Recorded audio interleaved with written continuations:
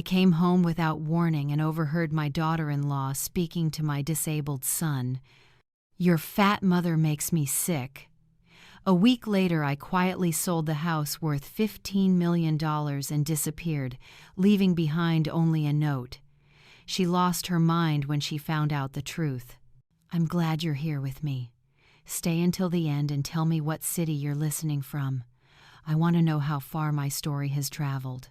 I pushed through the heavy iron gate of the mansion in Beverly Hills, Los Angeles. I thought I would have a quiet evening. Maybe sit with my son, Matthew, share a few old stories, or watch a movie together since the charity gala had been canceled. It had been so long since we'd had a moment like that. But the instant my feet touched the cold marble floor of the foyer, unease rose in my chest. The courtyard was empty, not a soul in sight. I frowned, slowed my steps, and then heard voices drifting from the living room. That sharp, angry tone, I couldn't mistake it. Amanda, my daughter-in-law. I froze, my hand clutching the strap of my purse. A sentence, cold as steel, sliced through the air. "Your fat mother disgusts me, and you too. Useless." My heart clenched. My breath caught in my throat. Her words weighed on my chest like stones, pinning me in place. I peered through the crack in the door and saw Amanda standing with her arms crossed, arrogant in a tight Gucci dress. Her gaze was icy, without a trace of compassion. Every word she spoke was like a sharp blade cutting the air, cutting into me and into Matthew.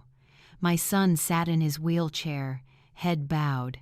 His hands gripped the armrests, knuckles white with tension. I watched his shoulders tremble, but he said nothing, didn't defend himself, didn't even lift his head. My heart shattered. The son who had once been my pride was now only a silent shadow, enduring the insults of the woman who claimed to love him.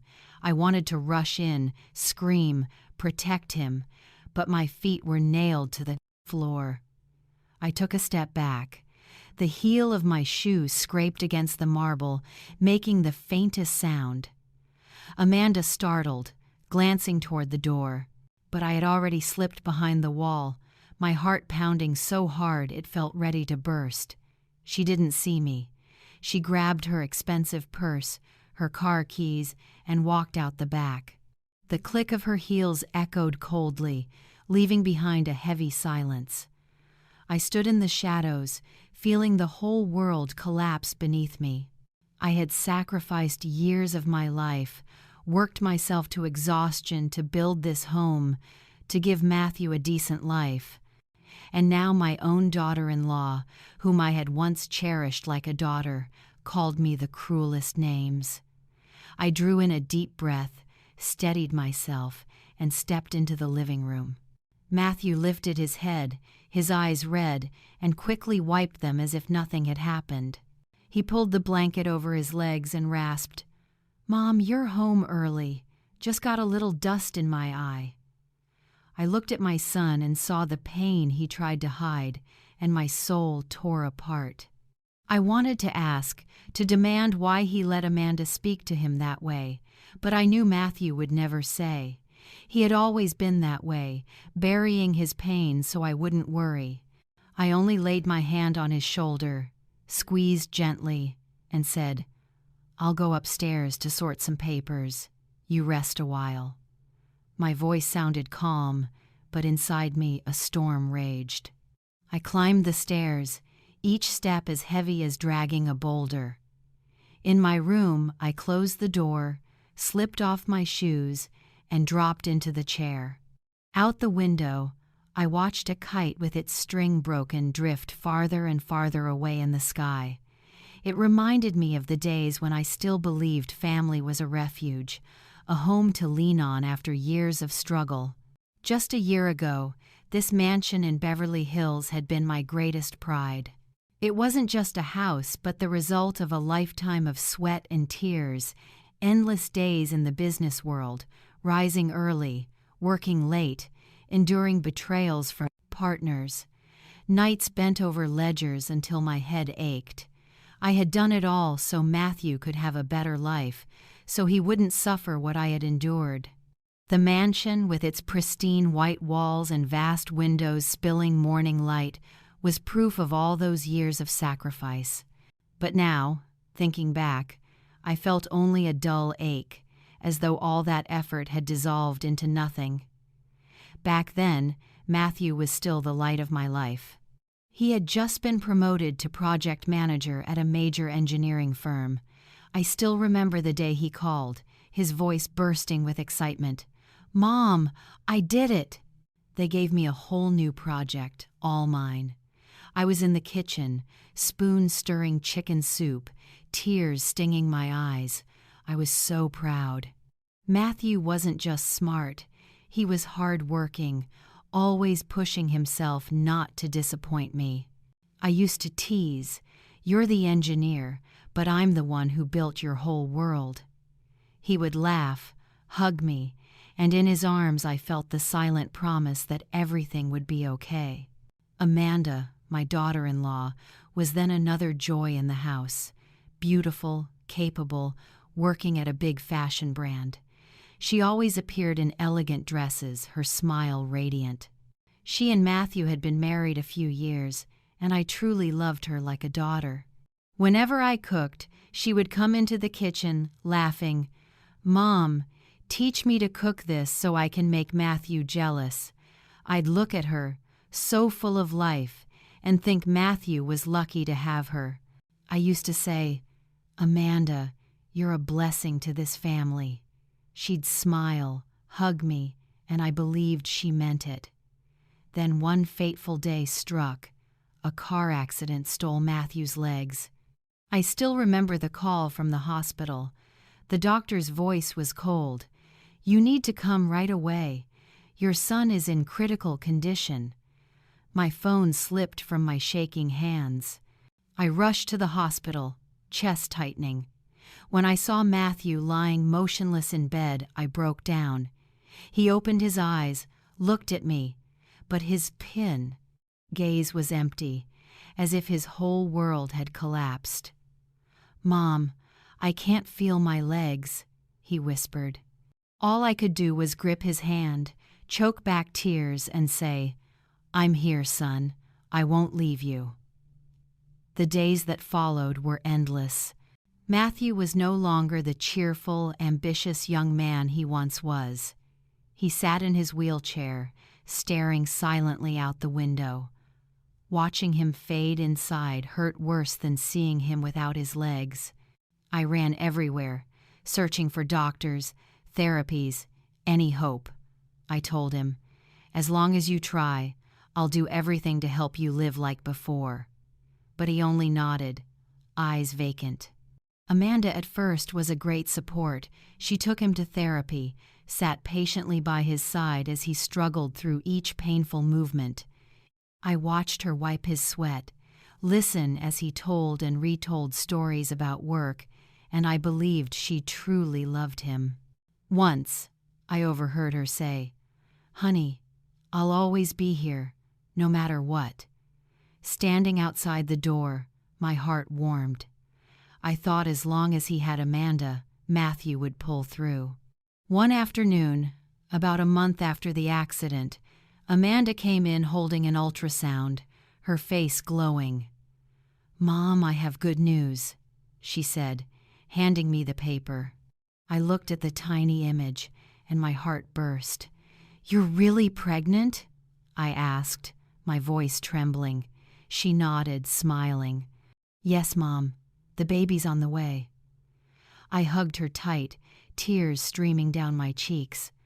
I looked at Matthew and saw him smile for the first time since the accident. I thought this would be a new light for our family. I imagined a child's laughter filling the house, pulling Matthew out of the darkness. Without hesitation, I sold one of the rental apartments I had held onto for years. I handed all the money to Amanda. "This is to prepare for the baby and remodel the house so Matthew can move around more easily." She thanked me, hugged me, and said, "Mom, you're too good to me. I don't know how to repay you. I only smiled, waved her off.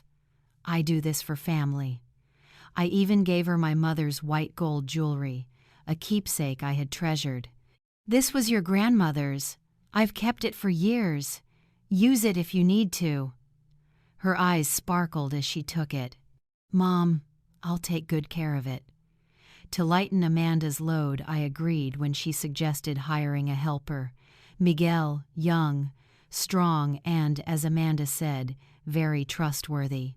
Miguel started working, cleaning the house, helping Matthew move when needed. I felt relieved, thinking everything was back on track. At night we gathered in the kitchen, eating simple but warm meals. Matthew began talking more, telling us about therapy, about other patients. Amanda sat beside him, tending to him, pouring water, passing food. I watched, reassured, believing I had been right to trust her. But one night, while I sat in the living room flipping through old newspapers, I heard Amanda laughing on the balcony. She was on the phone, her voice sweet in a way I had never heard with me or Matthew. I didn't pay it much mind, only catching the sound of a deep male voice on the other end. Familiar, though I couldn't place it. I told myself it was just a friend or coworker. Amanda worked in fashion. Chatting warmly with clients was normal, but a grain of doubt began to settle in me. I shook my head, told myself, "You're imagining things." But in the months that followed, as Amanda's pregnancy reached 4 months, I felt an invisible distance growing inside my own home. The Beverly Hills mansion that had once been filled with laughter now seemed shrouded in a cold fog.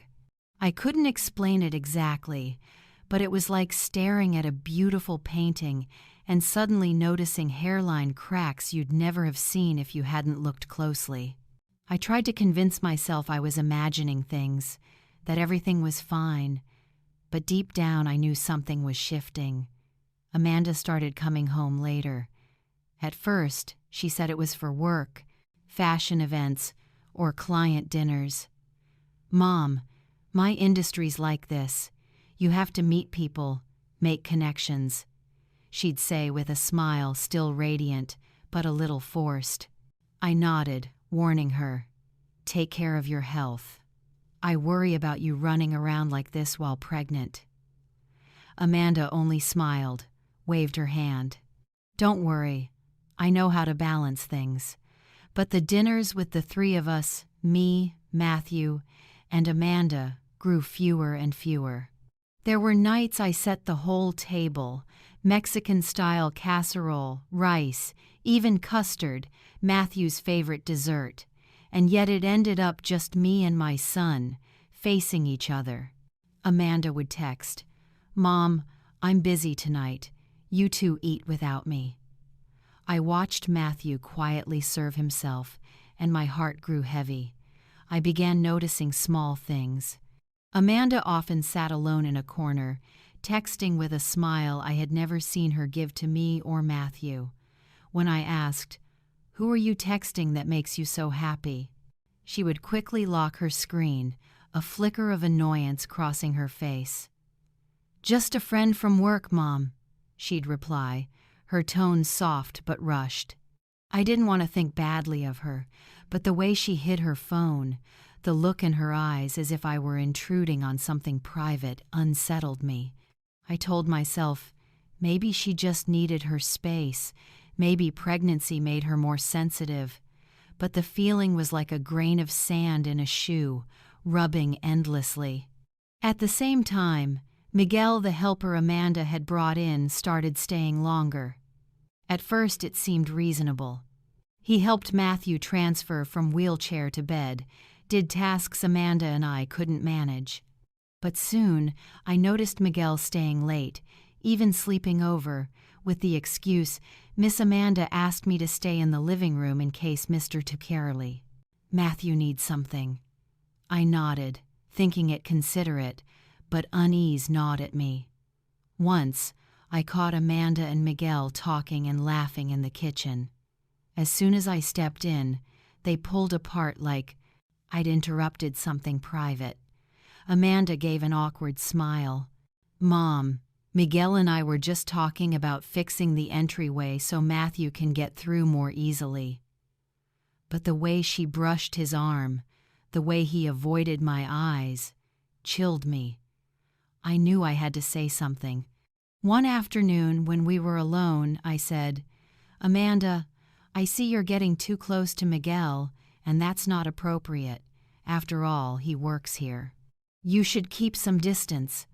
Amanda frowned, her tone annoyed. "Mom, you're exaggerating. We're just talking. Don't be so sensitive."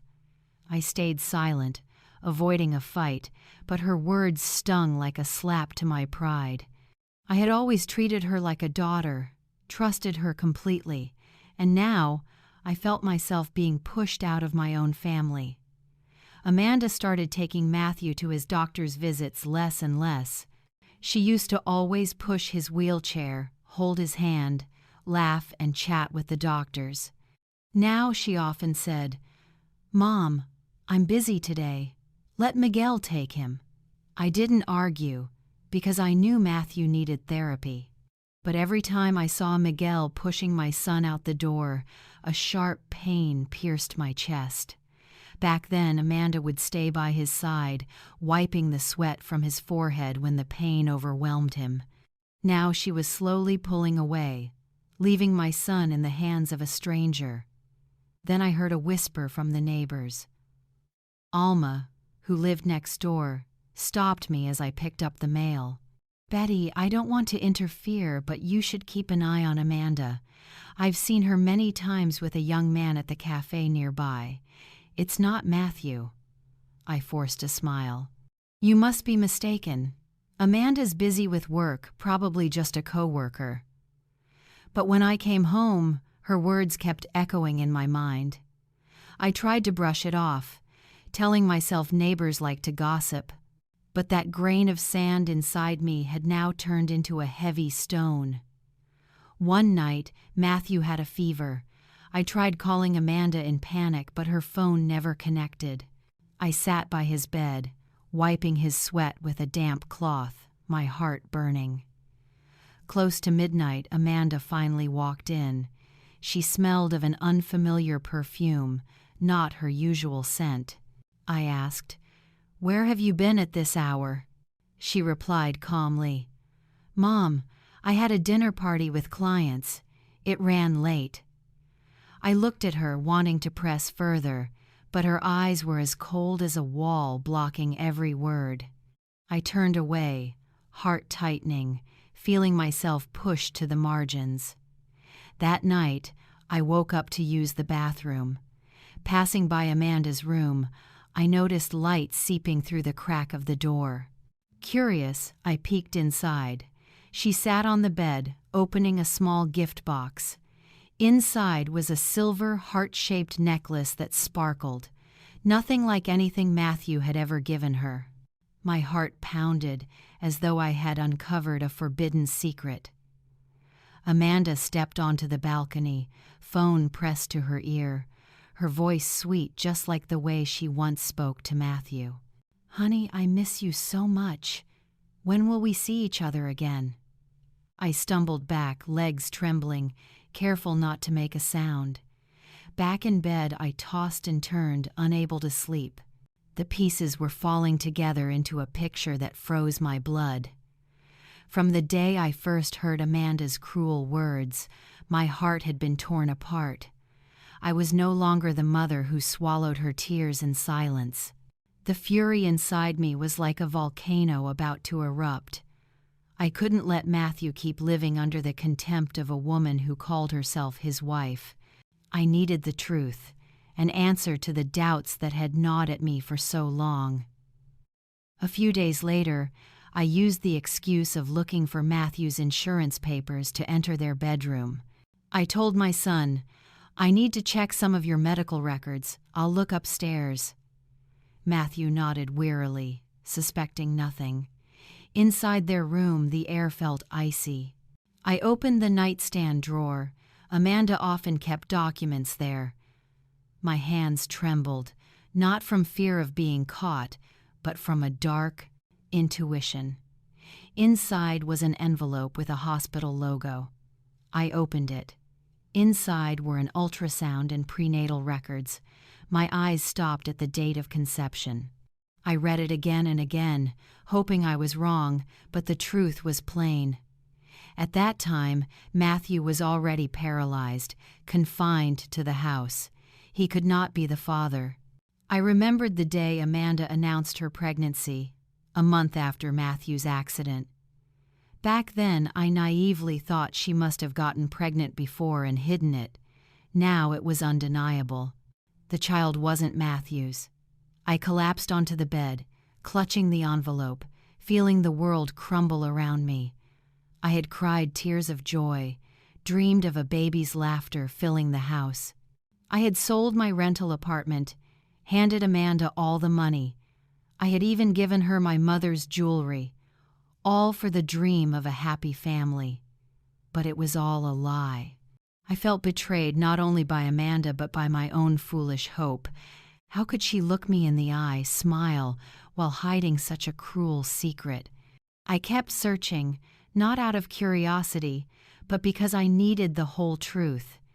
In another drawer, under a pile of old clothes, I found Amanda's old phone. The screen lit up, unlocked. I opened her messages. Each line stabbed my heart. They were all love notes between her and Miguel, going back over a year. I miss you. Let's meet tonight. I just want to get away. Just us two. There were photos of them holding hands, laughing together on a beach in Miami, like lovers on vacation. And then a message from Miguel that made me freeze. As soon as we sell the house, we'll leave here forever. My hands shook so hard I almost dropped the phone. I carefully put everything back where it belonged, kept my face calm, and stepped out. Amanda was gone. Matthew sat in the living room, staring out the window. I passed by, forcing a smile. I found the papers, son. Get some rest. But inside, I was breaking. The house, the life I had built with sweat and sacrifice, was nothing more than the target of Amanda and Miguel's scheme. They hadn't just betrayed Matthew. They wanted to strip me of everything I had. I felt like a fool for ever loving and trusting them. That evening, I sat with Matthew at dinner, trying to keep the conversation light. I asked, "Son, what do you think about the future? What do you want to do when you feel stronger?" Matthew gave a faint smile. "I just wish you wouldn't worry about me so much, Mom. I'll be fine." But in his eyes, I saw a deep sadness, as if he too sensed that this family was already broken. I wanted to tell him everything, to reveal what I had found, but I couldn't bring myself to. I couldn't add to his pain. I just held his hand and whispered, "I'll always be here. You know that." He nodded, but his eyes stayed distant. That night I sat alone in the kitchen, the yellow light pooling over the wooden table, a cold cup of coffee in my hands. I felt both betrayed and filled with a steel-hard resolve. I couldn't let Amanda and Miguel keep using us. I couldn't let Matthew live in a house built on lies. I thought of the years of sacrifice, the nights I stayed awake for him, the dreams I set aside to build this home. I would not let it all vanish into the hands of those who didn't deserve it. I picked up the phone and dialed Stephen Miller, a seasoned attorney in Dallas who had helped my family years ago. When he answered, my voice was cold and steady. "Stephen, I need to see you. This weekend in Dallas. It's very important." He asked, "What is it about?" I replied, "I'll tell you in person. Just have the documents ready." Then I hung up, feeling as though I had crossed a line. No more doubts. The next morning, I woke before dawn. Standing in front of the mirror, I looked into my own eyes. They no longer held the resignation of a mother swallowing her pain. There was something sharper now, more decisive, like I had found another version of myself. A woman ready to fight for her son and for everything that belonged to him. I put on a simple blouse, tied my hair back, and boarded a bus to Dallas to meet Stephen Miller, who had once been my late husband's closest friend. He had helped us through hard times before, and now I needed him more than ever. The bus rattled along the long road, but I felt no exhaustion. I thought of Matthew, of his sad eyes, of Amanda's cruel words and her messages with Miguel. Each thought was like a blade, but instead of breaking me, it forged my determination. When I arrived at Stephen's office in Dallas, he greeted me with a warm hug. "Betty, it's been a long time. What brought you here so urgently?" he asked in his steady voice. I sat down, took a deep breath, and told him everything. Amanda's words, the truth that the baby wasn't Matthew's, the plan she and Miguel had to steal my house. My tone was icy. "Stephen, I need you to transfer everything, every asset, even the Beverly Hills house into my name alone. I won't let them touch a single cent." Stephen frowned but didn't ask many questions. He nodded, scribbling notes quickly, then said, "If you want to protect your assets, I suggest opening an account in Switzerland, transfer the money there, and set up a trust in your name. That way, no one, not even Amanda, can touch it." I agreed instantly, relief washing over me. "Do it now, Stephen. I don't have much time." He looked at me, surprised at my steel, then nodded. "All right, Betty. I'll take care of it. You go home and act normal. Don't let anyone suspect." When I returned, I kept my face calm. Amanda was in the kitchen, flipping through a fashion magazine. I smiled and asked, "Sweetheart, how's the baby preparation going? Do you need me to buy anything else?" She looked up, forcing a smile. "Yes, I'm just looking at a few more things. Thanks, Mom." I pulled out some cash and handed it to her. "Take it. Buy. Whatever my grandchild needs. I want the best for him." Her eyes lit up for a moment, and I knew she didn't suspect a thing. She still believed I was the naive mother who trusted her charade. But I was no longer the old Betty. Quietly, I contacted a real estate broker named Laura, recommended by Stephen. I told her firmly, "I want to sell the Beverly Hills house as soon as possible, but it must remain absolutely secret. No one, not even family, can know." Laura, a middle-aged woman, nodded. "I understand, Mrs. Betty. I'll handle it discreetly." I exhaled, though my heart ached. That house had been my life's work, built with years of sacrifice. But to protect Matthew, I had to let it go. While the paperwork was being processed, I started packing for my son. I folded his clothes, set aside personal items, and even took out his old guitar. "Son, I want to take you to the beach for a few days, to a friend's place for a change of air. What do you think?" Matthew looked at me in surprise, then gave a faint smile. "That sounds nice, Mom. I'd like that." I noticed Amanda nearby, watching us, then glancing quickly at Miguel as he mopped the floor. The look they exchanged was full of smug satisfaction, as if convinced Matthew and I would leave, handing the house over to them. I turned away, pretending not to notice, though inside my blood boiled.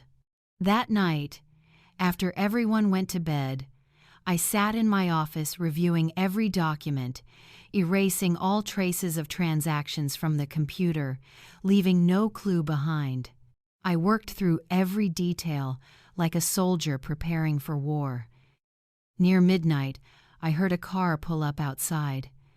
I hid behind the curtain and watched Amanda and Miguel step out, laughing together.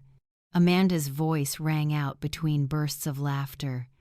"Honey, just a few more days and it'll all be done." Miguel took her hand, whispered something, and they both laughed louder. I stood in the dark, my chest tightening, but I didn't allow myself to falter. I told myself, they think they've won, but they don't know who I am. About a week later, while I was sitting in the kitchen, Stephen called. His voice was firm. "Betty, the sale contract is signed. The money will be in your account within 48 hours. Everything is ready." I exhaled. "Thank you." I hung up, looking out the window at sunlight streaming through the palm trees in the yard. My heart still ached, but I began to feel a new freedom. I was taking back control of my life and of Matthew's. I was no longer just the mother who sacrificed and endured. I was becoming a strong woman, willing to do whatever it took to protect my son. The next morning, when the money had cleared, I woke before sunrise. Pale light spilled across the wooden floor of the room I no longer considered a home.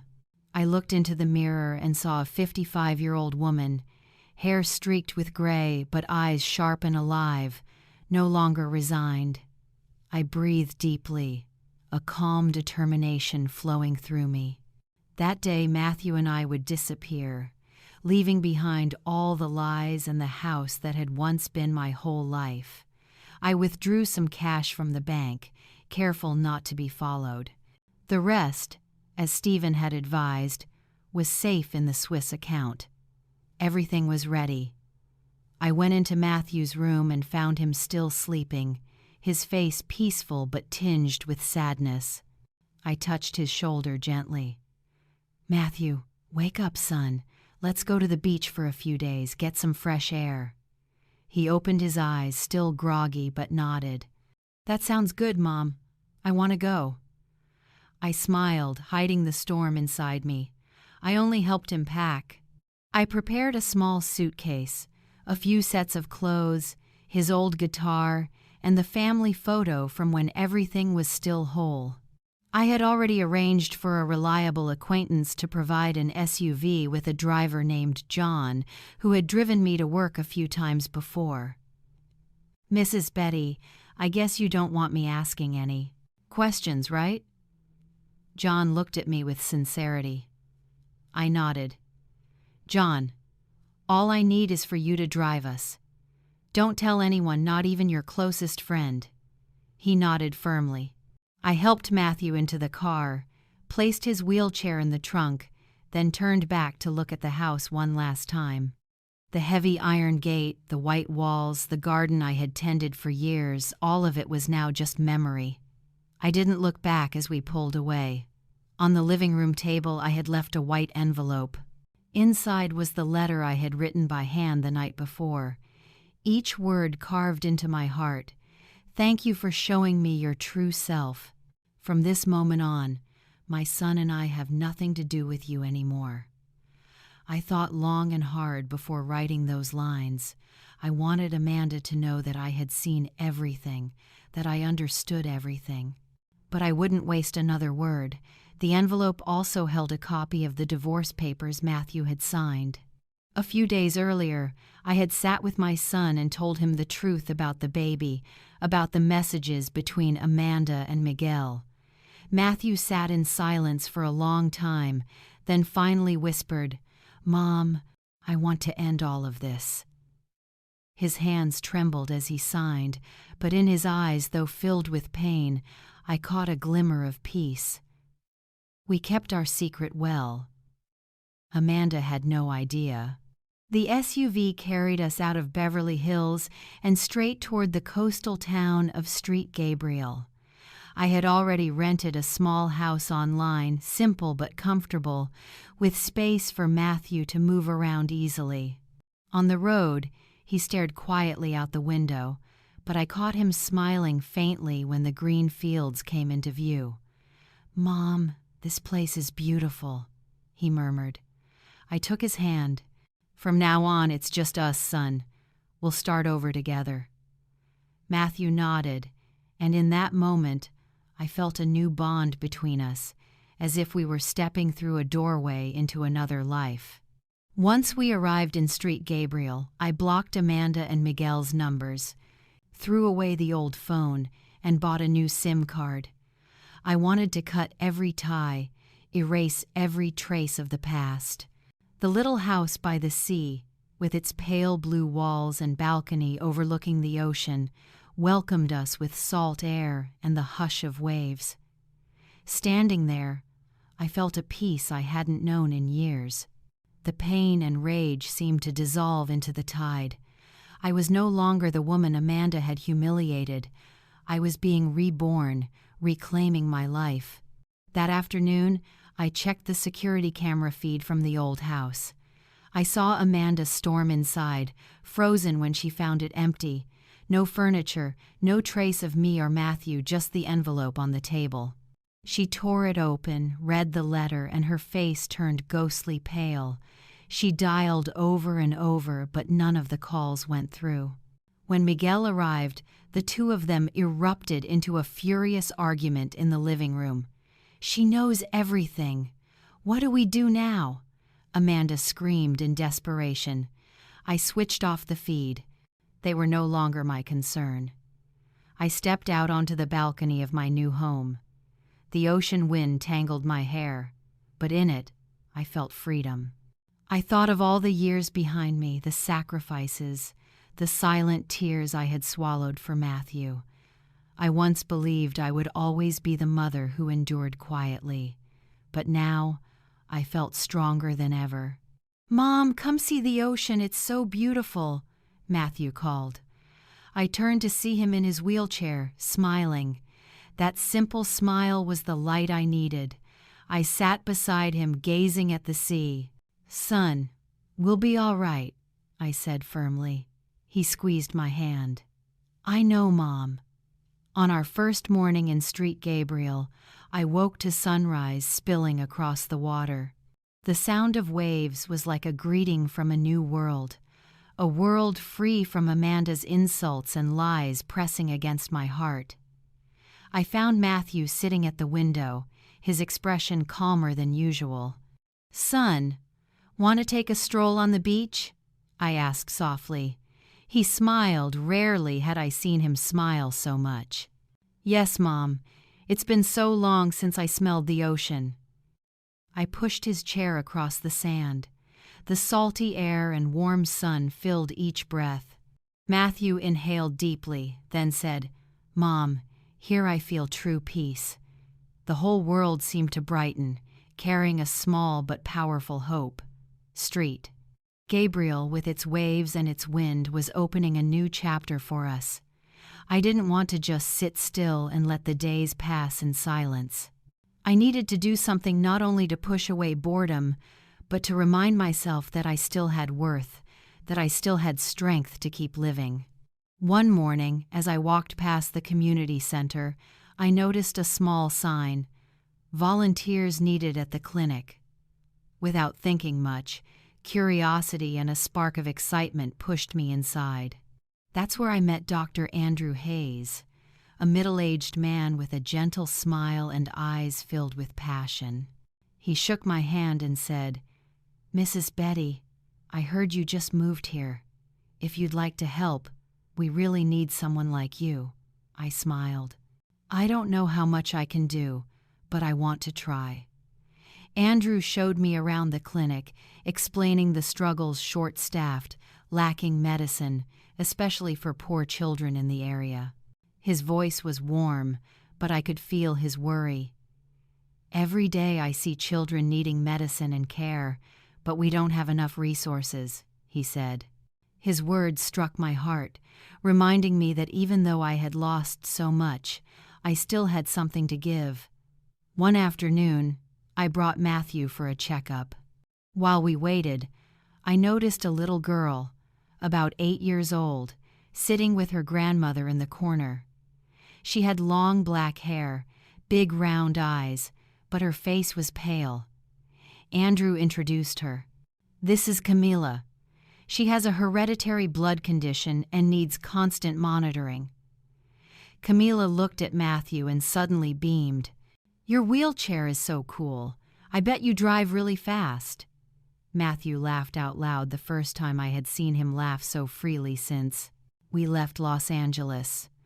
I drive fast, but only in a straight line, he joked. Camila giggled, tugging on her grandmother's hand. Grandma, he's so funny. I stood watching, warmth spreading through me. Matthew, my son who had been drowning in darkness, was laughing again, thanks to a child's innocence. Little by little, Camila and her grandmother became dear friends to us. They often visited our small house in the evenings, bringing pastries or a pitcher of homemade hot chocolate. Mrs. Betty, you have to try my chocolate. It's a family recipe. Rosa, Camila's grandmother, said with a kind smile. We sat around the wooden table, eating and chatting.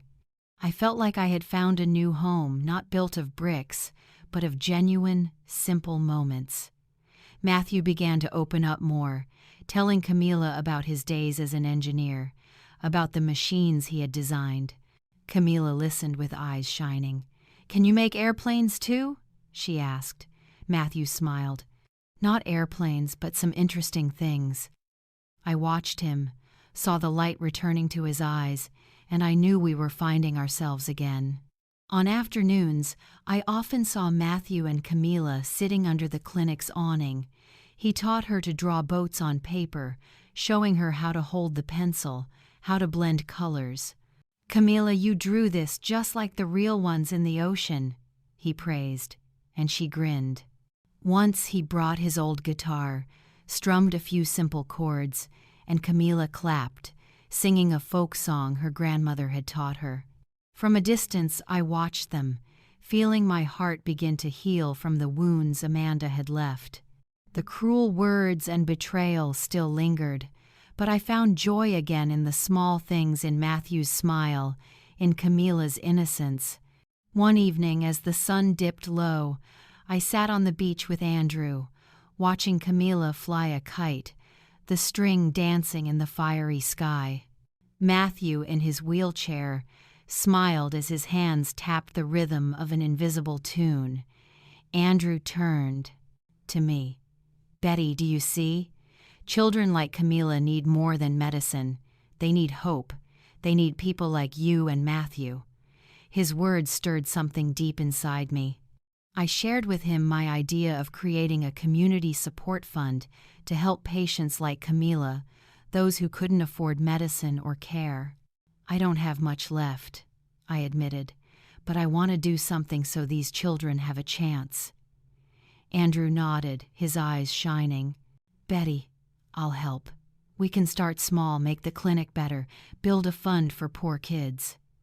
I gazed out at the sea, feeling a new flame light up inside me. I wasn't just surviving anymore. I was living, finding a new purpose for myself. One morning in Street Gabriel, just as the sun was rising, I was getting ready to head to the clinic when I heard frantic knocking at the door. I opened it to find Rosa, her face pale, eyes red. Betty, please. Camila isn't well. She's been bleeding from her nose since morning. Now she's dizzy, can't stand. My heart clenched. I steadied her. Stay calm. I'll come with you right now. I called back into the house. Matthew, I'm going to the clinic with Rosa. You stay and rest. But Matthew shook his head, his voice firm. Mom, I'm going with you. I need to know if Camila's okay. I looked into his eyes, saw his genuine concern, and nodded. We rushed to the clinic where Andrew was waiting. Camila lay on a cot, her face ghostly pale, eyes closed, lips cracked. Rosa held her hand, sobbing. Andrew examined her quickly, then pulled me aside, his voice heavy. Betty, Camila's condition is very serious. She needs a special medicine right away, or she must be transferred to a big hospital in Houston. But this medicine isn't available here, and it's very expensive. My voice trembled. How much, Andrew? He hesitated. About $50,000 for enough to stabilize her. I felt the floor give way beneath me. Most of my money had already been moved to the Swiss account, and my local bank had been tied up in transaction delays. The cash I held wasn't enough. Camila, the child who had brought light back to Matthew, was lying there as fragile as a candle about to flicker out. I looked at Matthew, gripping the armrests of his chair, his eyes filled with worry. I knew I had to act. I turned to Andrew. "I'll find a way. Please, keep her stable until I get back." Andrew put a hand on my shoulder. "Betty, I trust you. But hurry." At home, I opened the safe and took out my last piece of my mother's jewelry, a white gold necklace with a heart-shaped pendant she had worn on her wedding day. I had always thought I'd keep it until the end of my life. Holding it, I felt as though I was clutching part of her memory. But then I thought of Camila, her radiant eyes when she played with Matthew, her smile when she flew her kite on the beach. I couldn't let her go. I carefully placed the necklace in a box and called a contact in Houston who dealt in jewelry. "Betty, this piece is very valuable. Are you sure?" he asked. My answer was firm. "Sell it. I need the money today." While waiting for the medicine to arrive from Houston, I went back to the clinic. Matthew sat beside Camila, holding her hand, telling her about the kite. "Camila, did you know this kite is very special? It flies high, it sings loud, and it carries everyone's dreams." Camila, weak but smiling faintly, whispered, "I want to see that kite." I stood at the doorway, my eyes brimming. Matthew, my son who had once been crushed by pain, was now using his own pain to comfort a child. I saw new strength in him and in myself. I was no longer fighting just for Matthew, but for children like Camila children who needed me. By late afternoon, the medicine arrived. Andrew administered the first dose, then set up an IV. After tense hours, he stepped out, weary but smiling. "She's stable, Betty, but I need to keep watching her." Rosa ran to me, hugging me tight, tears streaming. "If it weren't for you, my granddaughter, I don't know what I would have done." I patted her back. "Rosa, we're family. I'll never leave Camila alone." Inside, though, I felt hollow. My mother's necklace was gone, and with it a piece of my memory. But in return, I had saved Camila, and that was worth more than any keepsake. On the way home, I shared with Matthew and Andrew my idea of founding the Sunlight Fund to support children and women in need within the community. "I want to make sure no child like Camila ever has to wait for medicine again," I said firmly. Matthew's eyes lit up. "Mom, I'm with you. I'll help, even if it's just by teaching kids to draw or play music." Andrew nodded, taking my hand. "Betty, you have me by your side. We'll make this happen." Their promises felt like a fresh breeze, clearing the scars still lingering in my heart. That night, lying in bed, I thought of everything. I had lost my mother's keepsake, but I had found a new light. I thought of Camila, of her fragile smile, of Matthew holding her hand to give her strength. I thought of Street, Gabriel, of the people who had become our new family. My heart, though still marked by old wounds, was now filled with hope. After 3 months of preparation, the Sunlight Fund officially opened its doors in Street Gabriel. I stood in front of the foundation's headquarters, once an old warehouse now transformed into a community center. My heart swelled with both pride and a touch of nervousness. The walls were painted a deep blue. Inside, there was a small clinic, a library corner lined with colorful shelves, and a play area for children with wooden swings. I looked around and saw neighbors, children, and even patients who had once been treated at the clinic, all gathered to celebrate this special day. I had lost my house in Beverly Hills, lost my trust in Amanda. But now I was building something greater, a home for the whole community. My heart, though scarred, glowed with new hope. On the day of the opening, the air was filled with laughter and music. Matthew, with his old guitar, sat among the children, playing American folk songs as they clapped enthusiastically. "Uncle Matthew, play that other song!" a child shouted. Matthew laughed. "All right, but only if you all sing louder than me." From a distance, I watched his radiant smile and felt my heart warm in a way I hadn't known in years. Camila, the little girl with bright, shining eyes, stood in the middle of the courtyard and recited a poem she had written herself. "Thank you, Grandma Betty. Thank you, Uncle Matthew. Thank you, Dr. Andrew, for bringing us health and joy." Her voice was clear, though trembling with emotion. I saw Rosa, Camila's grandmother, quietly wiping tears in the corner, and I had to turn away to hide my own. Andrew stood to present the Foundation's mission. We want to bring hope.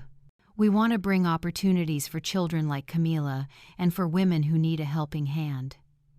His words rang out, and I felt as though all my efforts were finally blooming. The local press arrived to cover the event, snapping photos of Matthew and me in front of the Foundation.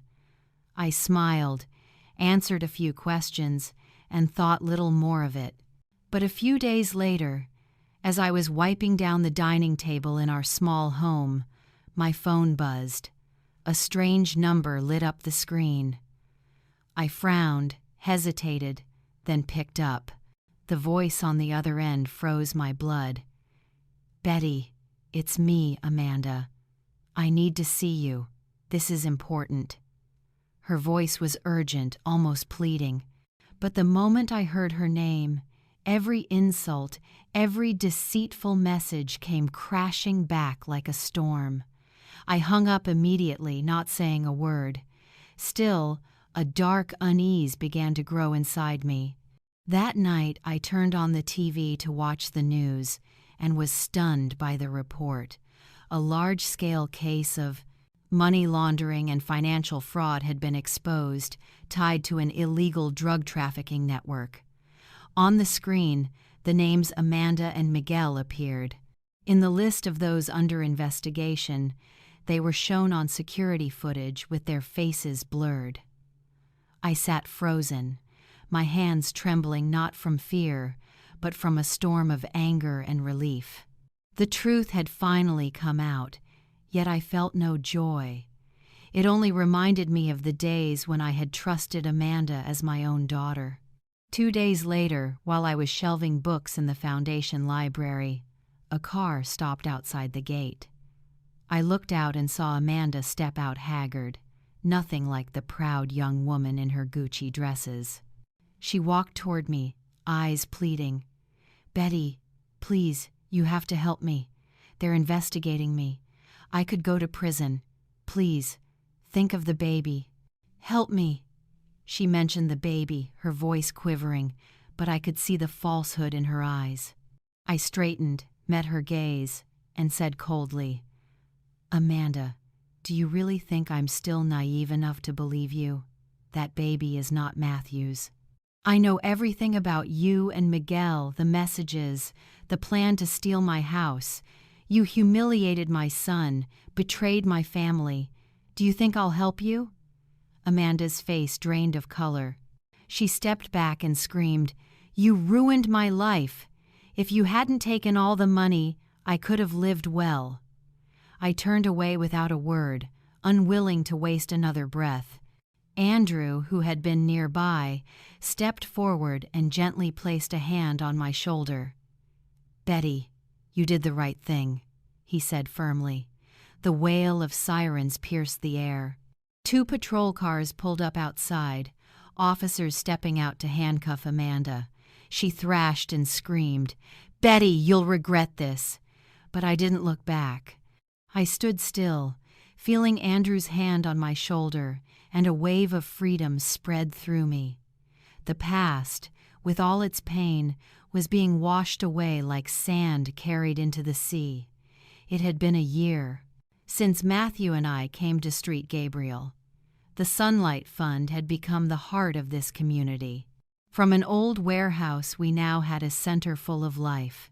A clinic always busy, a library brimming with books, a play area echoing with children's laughter. I remembered those early days when we had only vague ideas and a little savings. Now we had added vocational classes for women, sewing, baking, even computer training to help them find jobs. We also had a rehabilitation room for people with disabilities, modestly equipped but full of meaning. Each morning, as I stepped into the center, I saw radiant faces, grateful eyes, and felt a sense of belonging I had never known in Los Angeles. Matthew, my son, had found his own light too. He had become a music and art teacher for children with disabilities at the foundation. I often stood outside his classroom door, watching him in his wheelchair, guitar in hand, guiding the children through simple chords. "All right, everyone, try this chord. It sounds just like the waves of the sea," Matthew said with joy. The children laughed, trying to imitate him, and I saw his smile shine brighter than ever. "Once?" a child asked. "Uncle Matthew, do you get tired being in a wheelchair?" Matthew smiled. "Of course I do, but I have a secret: just sing as loud as you can, and the tiredness goes away." The children burst into laughter, and I turned away to hide my tears of happiness. Matthew wasn't just teaching, he was living, inspiring, and that filled my heart with joy. Camila, the little girl for whom I had given up my mother's last keepsake, was now much healthier. She ran through the foundation, her long black hair flying, her eyes shining like the Sunday. Every day Rosa brought her, and Camila would rush to hug me. "Grandma, today I drew a beautiful ship. You have to see it." I smiled, patted her head. "My girl, you're so talented. I'll look at it tonight." Camila had become an inseparable part of our Dardis lives. Many nights, she and Rosa stayed for dinner, and our small home was once again filled with laughter and stories, like a true family. Looking at her, I remembered the dark days in Los Angeles, but I reminded myself all that pain had led me here, to this new home. I decided to transfer all my assets and the trust fund to the Sunlight Fund.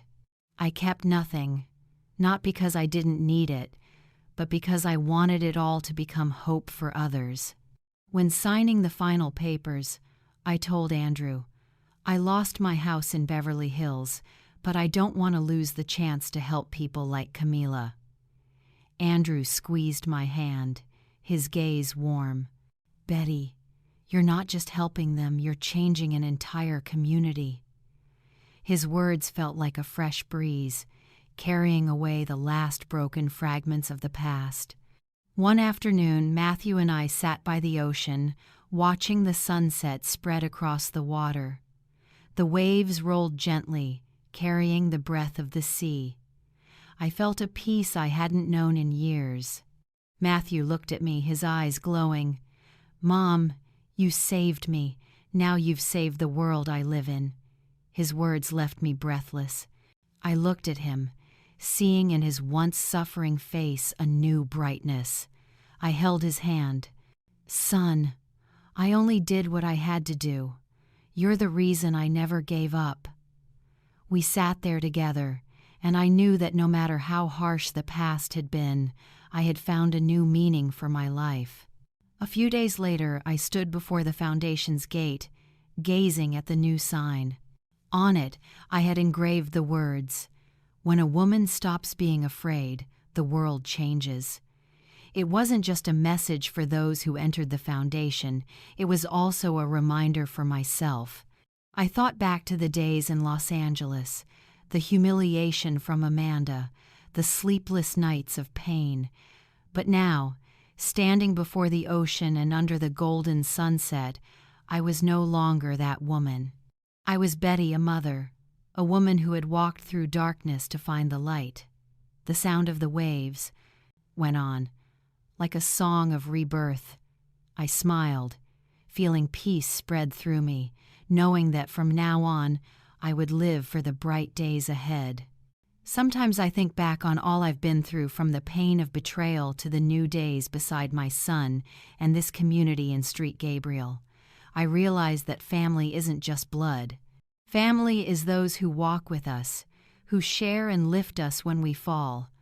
I once lost almost everything, but I found a bigger family, a deeper love, and a new meaning to life. The most precious thing isn't a house, or money, or possessions. It's the trust we give each other, the way we use our wounds to light the path for someone else. I believe any of us can turn pain into strength, as long as we dare to hold on to love and courage. And what about you? If you were in my place, would you stay silent and endure, or stand up to protect what you love? Share your thoughts, because every story, every word, can become a lantern lighting the way for someone out there. And if you'd like to continue this journey with me, to listen, to learn, and to search for the deeper values of life, stay with me so you won't miss the stories to come. Together, we'll keep writing meaningful chapters,